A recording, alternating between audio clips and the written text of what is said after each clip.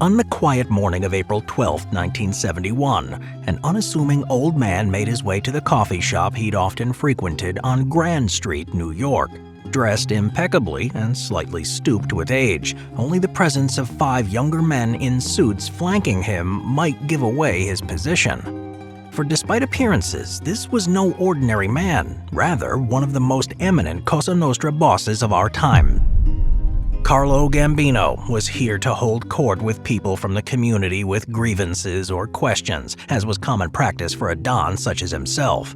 The don was sipping on his customary black coffee with his subjects brought before him. He was humble and attentive to their needs, but he was also here on this morning as it had become known that the filming of a Godfather scene in which Don Corleone is murdered was occurring just down the road. The production of this film had been, let's just say, turbulent. At the time, the Mafia was trying everything it can to prevent. After all, what secret criminal society would want itself to star on the big screen? The tension could not have been higher, and so on that fateful day in 1971, Don Carlo had a choice to make. You see, if the Don had chosen to stop this film from going forward, it would have only cost him a phone call.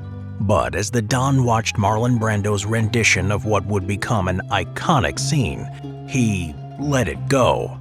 In fact, unlike previous gangster films before it, this was a production the mob itself felt would come somewhat close to their heart. A more honorable presentation of their deeds and conduct, and staying true to the Puzo novel a few years previous, which had won their support.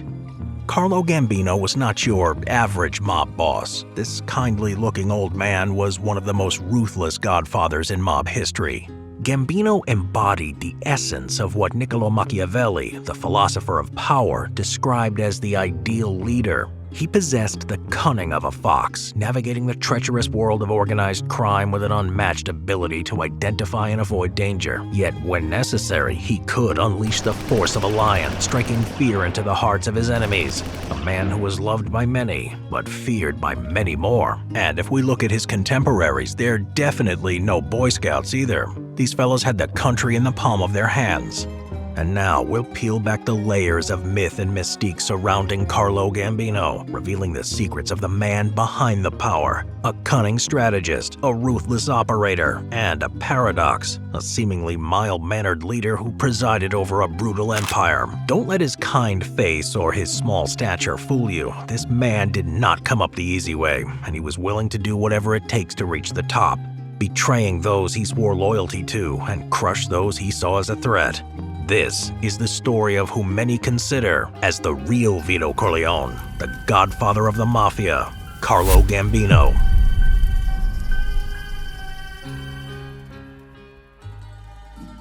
It was in August in the year 1902 that Carlo was born to parents Tommaso and Felicia Gambino, an honorable family, intimately connected to the Mafia and residing in one of the many parts of Palermo City where law enforcement made no entry.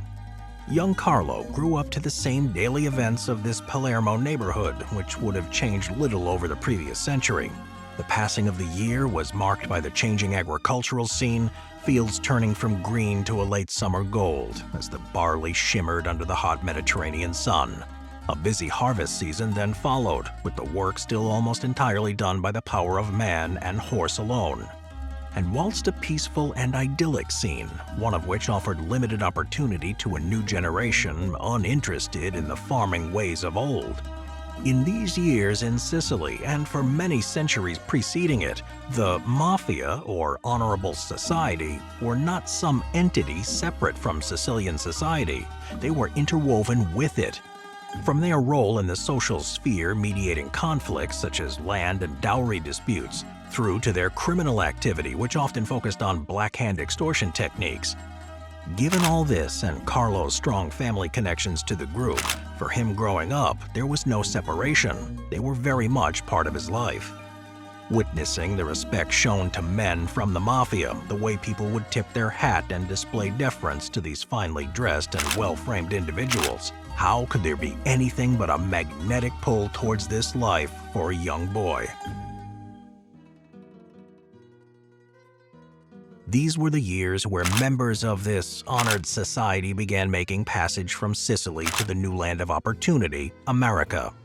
You had men like Giuseppe Morello establishing themselves there in the early 1890s and helping to lay the foundations for much of what was to come. Being the generation below figures such as Morello, young Carlo, however, remained rooted in his Palermo neighborhood for the time being, developing a reputation as a shrewd operator, a young man with what they call furberia, an acute sense of cunning. He was also not one afraid to use violence where he deemed it necessary. So it wasn't long until he caught the attention of various mafia operators locally, who were always on the lookout for young talent that could be brought through the ranks of their organization. So it came to be that Carlo began work as an enforcer for the boss of bosses, and the most powerful godfather of the time, Vito Corleone, an esteemed and eminently respected mafioso who embodied the honor of the old practice like few others. This didn't mean that the work was always clean, though. Carlo's tasks were gritty from the outset.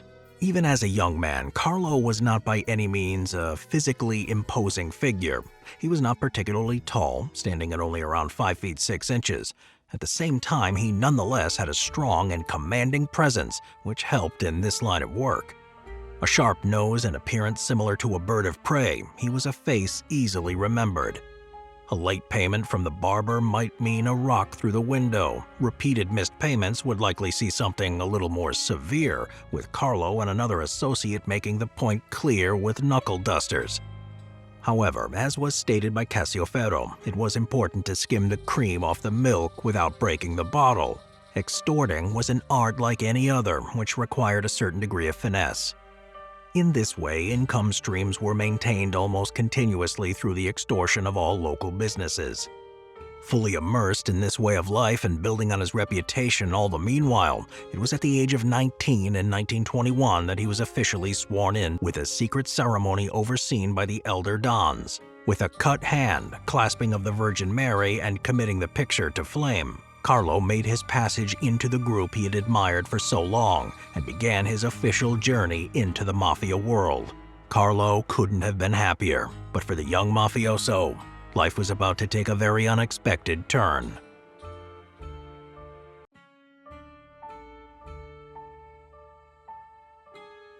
Centuries-old power dynamics were in the process of shifting, though, in 1920s Italy. The emergence of Mussolini's fascism posed a grave threat to the established mafia practices of old.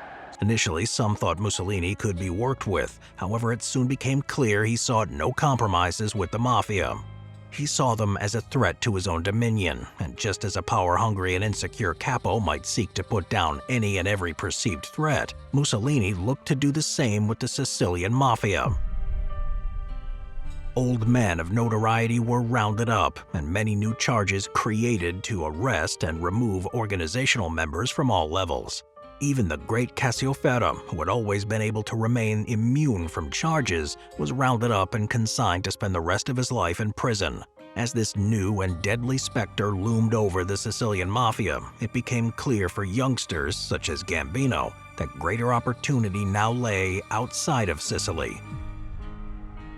So in 1921, preparations were made for him to travel to America, and contact was made with existing family already in New York. He was one of the lucky few. His father then secured passage for him as a stowaway aboard a passenger liner headed for the city. It's said that he strolled off the boat in his Sunday best, as if New York was already his, hungry for opportunity and power which could no longer be found in his native Sicily, a conqueror seeking new dominions.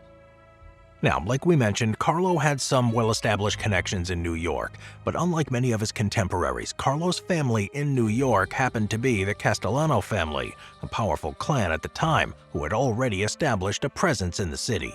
So upon his arrival, he was immediately scooped up and whisked away by his paisan, who had been awaiting his arrival on the dockside. It was somewhat like the arrival of a much-loved prince, in a foreign land but immediately surrounded by the comfort and familiarity of kin. Following arrival, Carlo wasted no time exploiting his connections and immersing himself in the booming New York underworld. From a flat on the waterfront where he was based, he began work for a variety of figures in the bootlegging and loan sharking world. He would quickly make a reputation for himself as a man who would not only get business done, but do it in a way that was almost always logical and methodical. So he found himself in the path of one of the early leaders from the set of 5 families, Joe Masseria. Masseria was a commanding man, 16 years the senior of Gambino, and arriving in the US in the year of 1902, he had now been establishing his organization and rackets for more than a decade. Coming of age within the legendary Morello gang, he built his trade among fellow pioneers. Upon seeing Carlo's talent, he recruited him to work within his organization. Primary activities involved extortion, loan sharking, gambling, and increasingly narcotics. Soon to rise above all these revenue streams, though, was that of illegal liquor. For this was the age of prohibition, where the sale of alcohol was illegal, but a strong thirst among the population remained. The booming 1920s, with wealth overflowing from speculation on the markets and a strong economy, meant that people had money to spend. An age of hedonism within the New York social scene ablaze with new trends, music, and a general appetite for life in marked contrast to the more solemn war years. It was in the context of this affluence and desire for a good time that a demand for alcohol came. It quickly became clear that authorities were fighting a losing battle, with a city like New York containing countless illegal speakeasies and other informal clubs where punters would gather. If one was raided and closed, another opened. There was simply too much demand for the product. So it was left to figures like Joe the Boss and other notable bootleggers of the era to transport illegally brewed alcohol from a variety of locations, first to safe houses near target markets, and then on to distribution to approved suppliers. Through the 1920s, this grew into a huge income source for almost all criminal gangs, and Gambino was intimately involved. This was a period which saw him working for numerous families, which proved an invaluable tool for his actions in later years, as here he could see how different factions were operating and the customs of his future rivals, all mental ammunition to be deployed when the time was right. For more than a lion, Carlo was also a fox, not just adept in recognizing and avoiding traps, but also in the setting of them.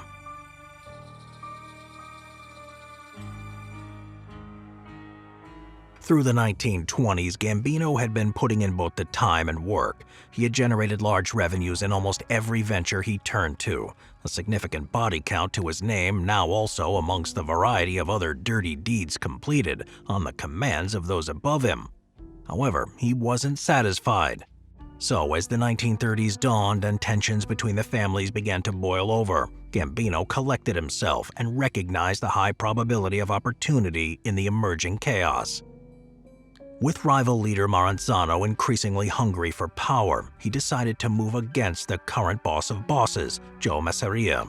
He made a deal with Lucky Luciano that in return for Luciano's support in the operation, he would become his second-in-command and receive inheritance of Masseria's rackets.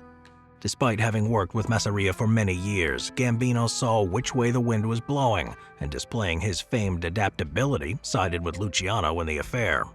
This ensured that following Masseria's assassination over lunch in a Coney Island restaurant, he was well positioned to move up within the reshaped organization. Maranzano's leadership was short-lived though, and soon he too was killed on the orders of Luciano, who sent 4 hitmen to his office who he had found with the help of Gambino.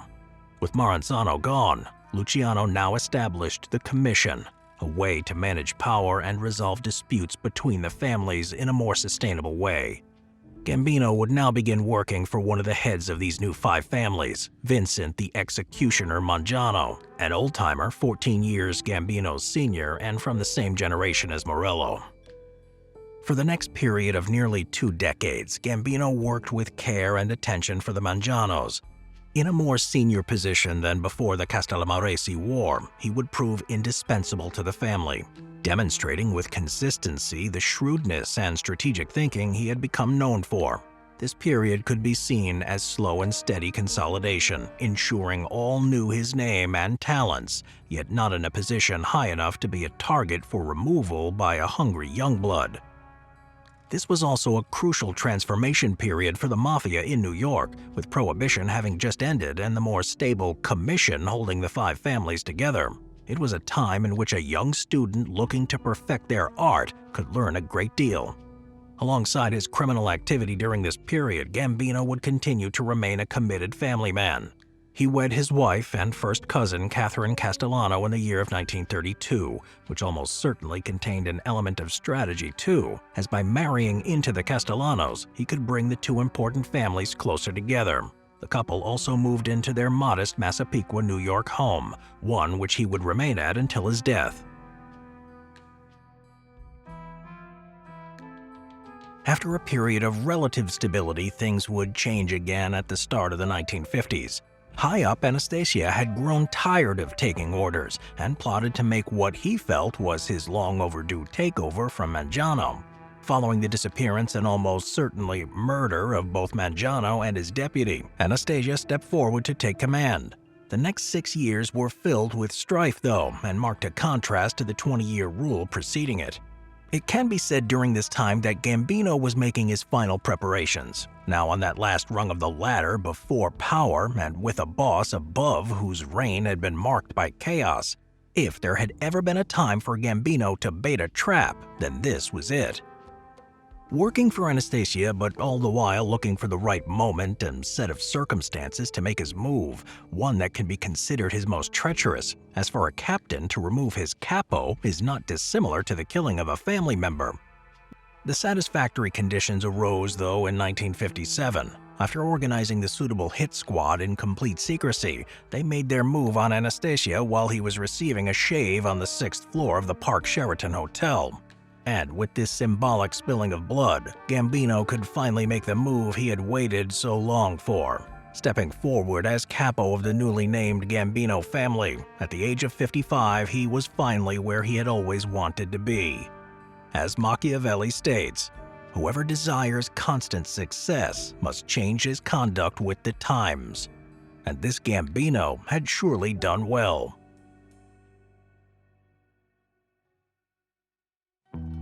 With his newly found power, Gambino now had full control of all rackets and revenue streams. For the first time, he could dictate organizational direction and devise strategy based on his decades observing predecessors.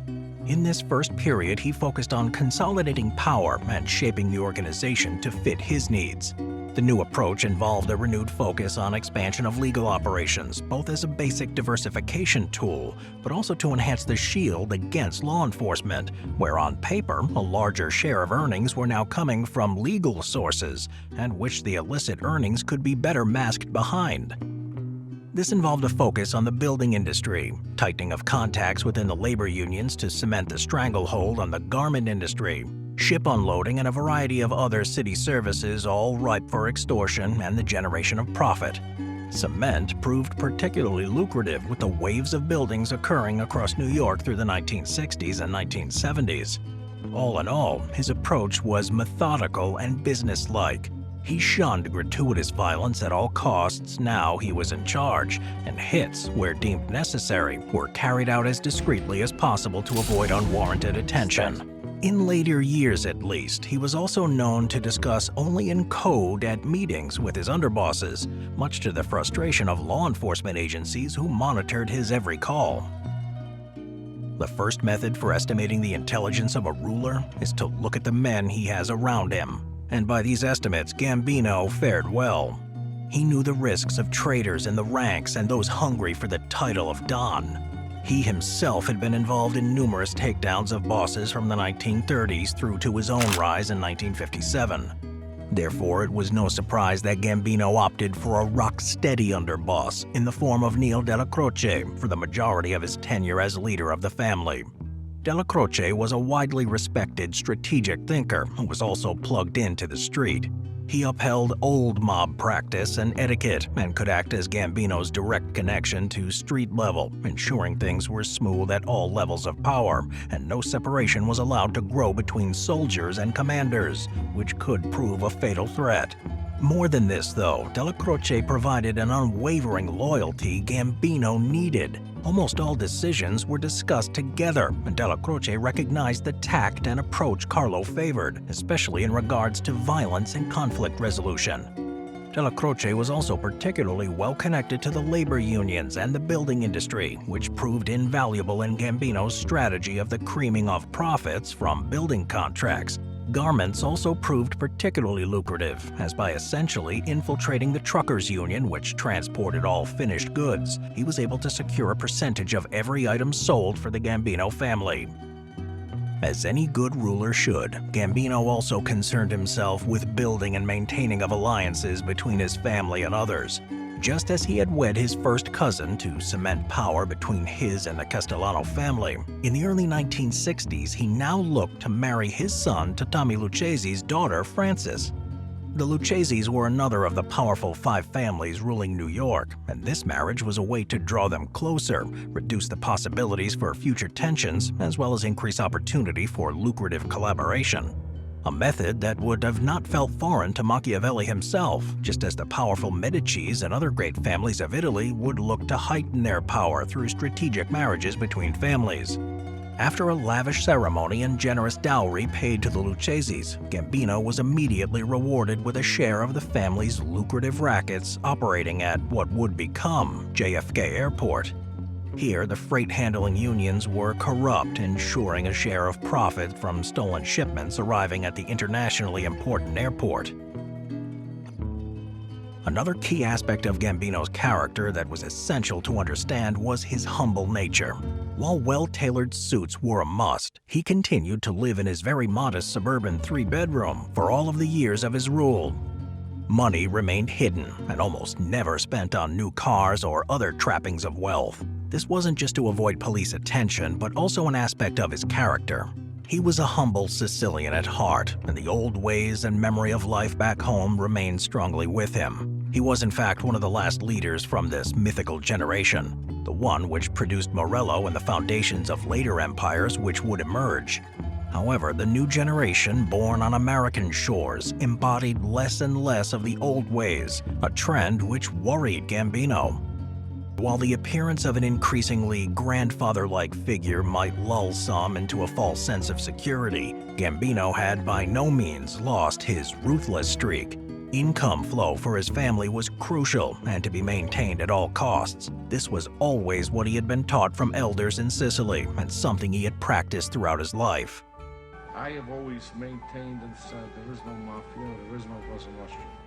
So, in the late 1960s, as a mob boss acquaintance, Joe Colombo began to draw unwanted media and police attention to the Mafia through his activities with the newly formed organization, the Italian-American Civil Rights League. Gambino didn't hesitate to take action against him. For Gambino, the League was the final nail in the coffin, as Colombo had been courting media attention for a long period now, and in Gambino's eyes, violating the Mafia code of secrecy in the process. This was another circus trick which would only draw unwanted attention and, ultimately, threaten business. So Gambino made his move. A meticulously organized murder in June 1971, which would take out Colombo at one of his own rallies. Using a hitman with no association to himself and from a non-Italian background to also cover the trail. Allegedly, of course. It was a success, and whilst the hitman was left for dead at the scene, Colombo lay mortally wounded too, with another mob boss suspected and arrested for the crime. These actions showed his continued ruthlessness even well into old age, still just as cunning as a fox. With his newly expanded set of ventures and a solid income base, Gambino entered the 1970s in an almost unrivaled position of strength. He commanded the respect of those below him through his years on the street. He had secured his family's income and managed to continuously evade incarceration. However, while all this was true, there was no obvious heir to the empire. And with Gambino in 1970 now at the fairly unique age of 68 for a Mafia member, the thought was beginning to enter people's minds. Word was that Castellano, his cousin, was favored, but to many of the men, he wasn't deemed credible, a pampered man who had little to no experience of street activity. Through his later years, his rule remained unquestioned. He had done too much and bridged too many generations to be threatened now. However, by 1975, he had begun to recognize his declining health and settled on arrangements for his cousin Paul Castellano to take over following his death. This can be seen as a continuation of Gambino's preference for keeping power within the family. Just as he had faced some derision in marrying his first cousin to partly help cement future power, now too he was favoring an insider. But this move appeared less shrewd and one clouded by bias, as Carlo himself knew Castellano's shortcomings and the disfavor he was held in by the foot soldiers. Also, the lesson he had been learned too many times, which was that a lack of respect between foot soldiers and capo created an unsustainable situation long term. It was only on the morning of October 15, 1976 that Gambino was struck down by a heart attack at his home. A man who had navigated the fiercest days of the Mafia wars and built his family up to unmatched heights was able to see out his days peacefully from his New York home. The funeral of the following Monday was a suitably grand affair, consisting of a 13 limousine convoy and hundreds of mourners who came to pay their respects to the boss of bosses. A man who, throughout his life, had employed just the right balance between power and cunning, the equal disposition of the lion and fox, which enabled him to walk the razor's edge of Mafia power within New York City for over 50 years.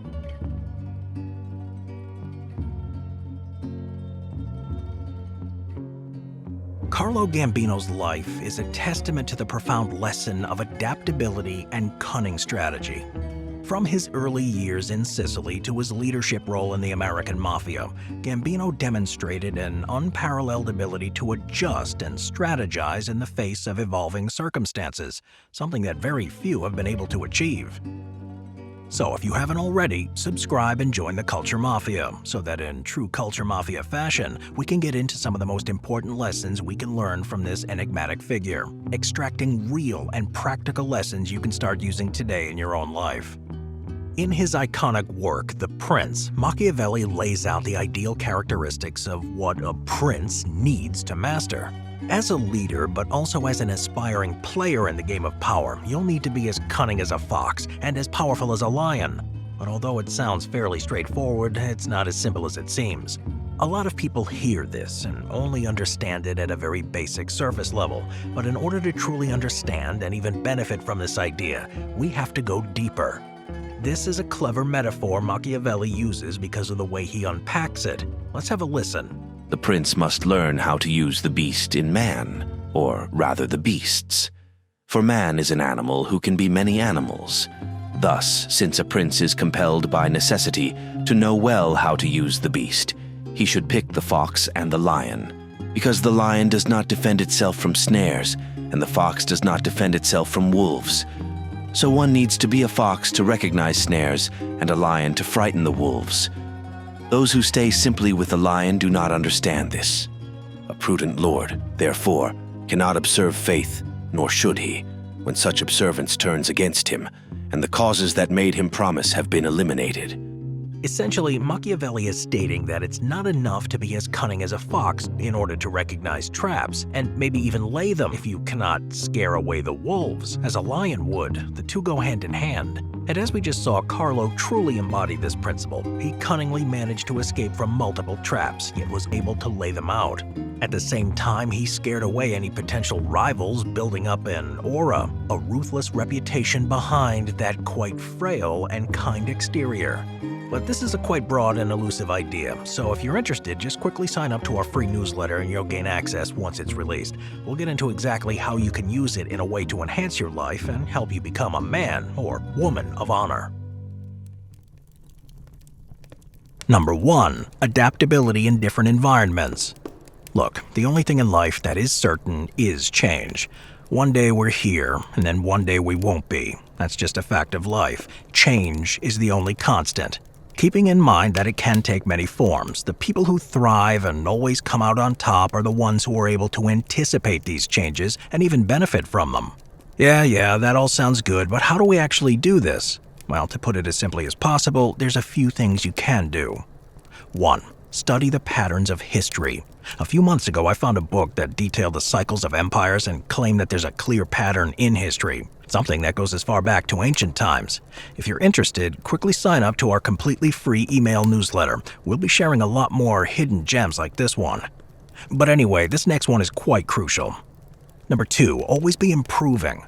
If you're not progressing, you're declining, no matter the field you're in. So in order to be able to anticipate change and be able to make the most of the opportunities that come your way, you need to be sharpening your skills as well as learning new ones. Look at Gambino's journey. It all began in the traditional and tightly knit island of Sicily. Growing up amidst the intertwined web of societal norms and organized crime, he absorbed the ways of the Cosa Nostra. However, the emergence of Mussolini's fascism forced him to adapt. Recognizing the changing political landscape and the increasing threat to the Mafia's existence, Gambino made a pivotal decision to seek opportunities beyond Sicily, ultimately leading him to the United States. This ability to navigate a new environment demonstrates the importance of adaptability, allowing leaders to thrive in even unfamiliar territories. Number 2, timing and tactical maneuvers. I want you to think of the 5 most exceptional generals in history. Now, I know there's an illustrious list of names we can think of, but the one that I'm sure we all immediately had in mind was Napoleon Bonaparte.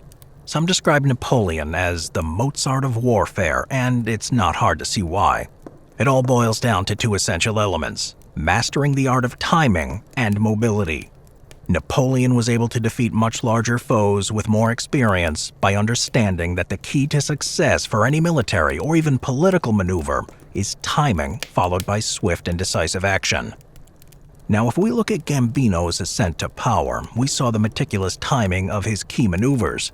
The orchestrated assassination of Albert Anastasia marked a pivotal moment, not just in his criminal career, but the history of the American Mafia.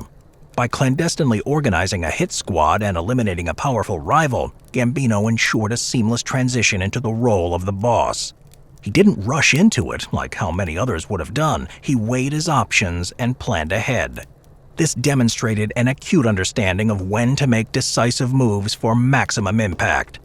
So, the lesson here is the importance of timing in leadership, knowing when to act, when to wait, and how to capitalize on strategic opportunities for the greatest advantage. Number 3, learning from others and continuous observation. Throughout his early years in the American Mafia, Gambino worked for various families, gaining valuable insights into different factions, operations, and customs. His time as a young mafioso in Sicily provided him with mental ammunition that would later prove crucial in his rise to power. His adaptability was honed by learning from the successes and mistakes of others.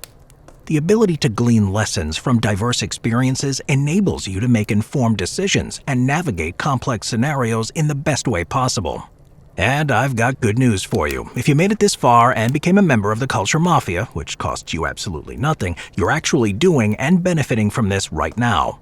Just know that by joining us on this mission of analyzing and extracting all these valuable lessons from these interesting characters, you're accessing some of the most valuable gems out there. I've got something special planned for you.